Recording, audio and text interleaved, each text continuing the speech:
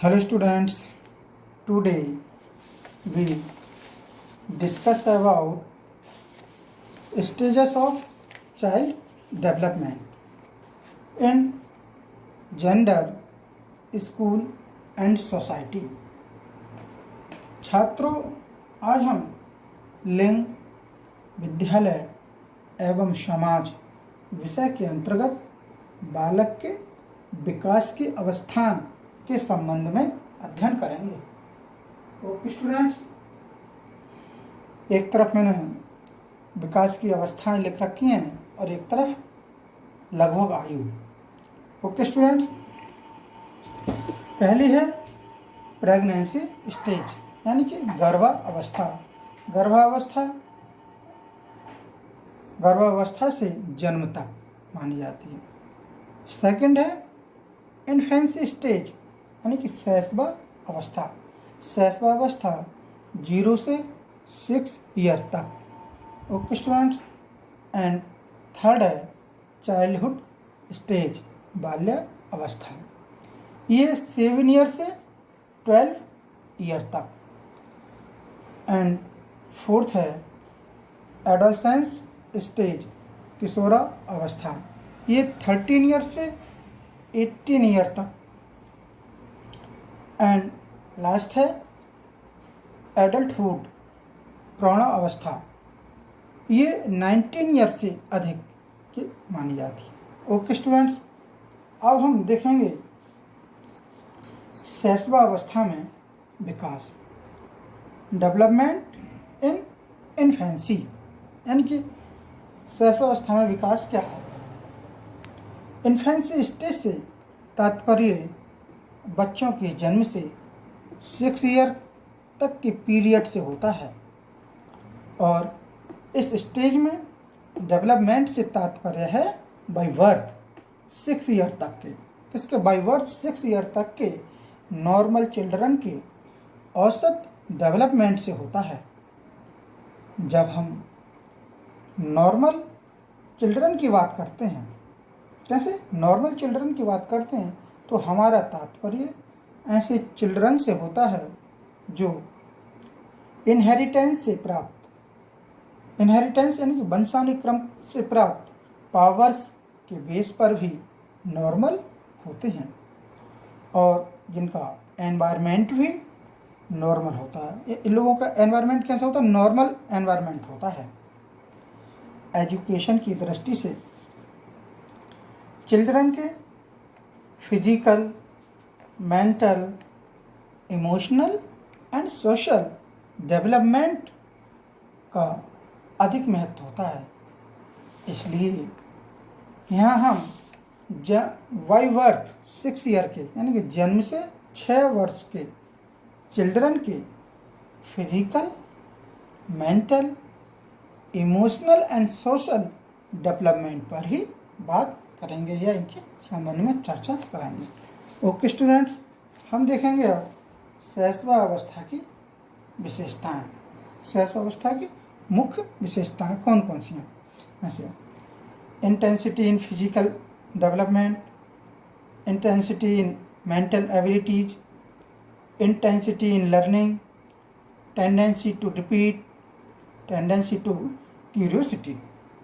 Okay students, अब हम देखते हैं पहला इंटेंसिटी इन फिजिकल डेवलपमेंट, यानी कि शारीरिक विकास में तीव्रता। बाय बर्थ 3 ईयर, कौन सी?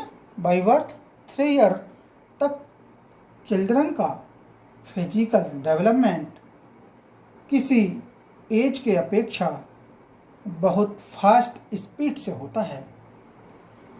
उनकी बॉडी के सभी इंटरनल एंड एक्सटर्नल ऑर्गन्स के साइज एंड वेट में ग्रोथ होती है। इंटरनल एंड एक्सटर्नल यानी क्या? इनकी जो बाह्य और आंतरिक जो अंग है, उनके अंगों के आकार एवं भार में वृद्धि होती है। वे फिजिकल पावर या फिजिकल स्ट्रेंथ का संचय करते हैं। 3 to 6 ईयर की एज में उनका फिजिकल डेवलपमेंट तो अपेक्षाकृत स्लो स्पीड से होता है, परंतु पूर्व विकसित फिजिकल ऑर्गन्स में सुदृढ़ता आती है। ओके स्टूडेंट्स, नेक्स्ट है हमारा मानसिक क्षमताओं में तीव्रता, intensity in mental ability. Intensity in mental abilities में के संबंध में साइकोलॉजिस्ट के अनुसार इस पीरियड में बच्चों का मेंटल डेवलपमेंट अन्य किसी एज की अपेक्षा बहुत अधिक होता है और डेवलपमेंट बहुत फास्ट स्पीड से होता है। फर्स्ट 3 इयर्स कौन से? जन्म से 3 वर्ष by birth brain and mental functions का डेवलपमेंट होता है। अब यहाँ कहेंगे कि ये मेंटल फंक्शंस कौन कौन से होते हैं, किन्हें हम मेंटल फंक्शंस कहेंगे? मेंटल फंक्शंस उन्हें कहते हैं जिनमें क्या, जैसे मेडिटेशन, सिंपैथी,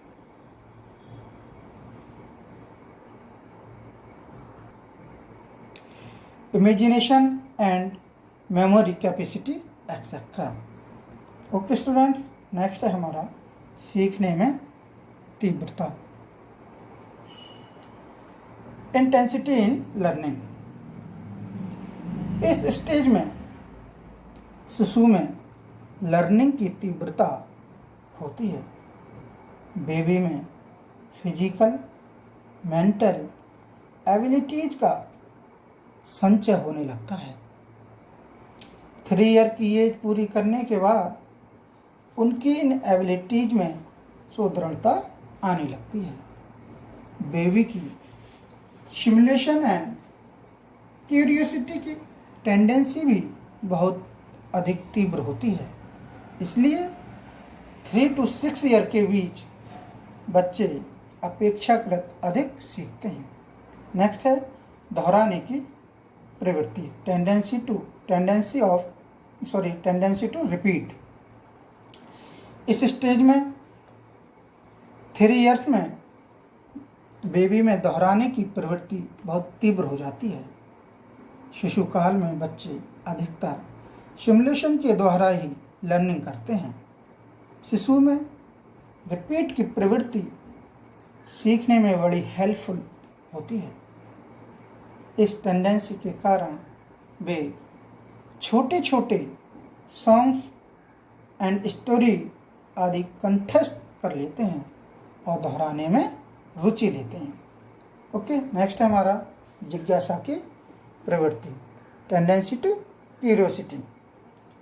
1 ईयर की स्टेज पूरी करते करते शिशुओं में क्यूरियोसिटी की टेंडेंसी का उदय होने लगता है।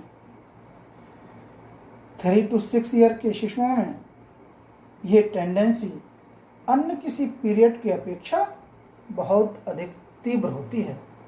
वे हर नई वस्तु एवं क्रिया के विषय में जानना चाहते हैं। Okay students, thank you.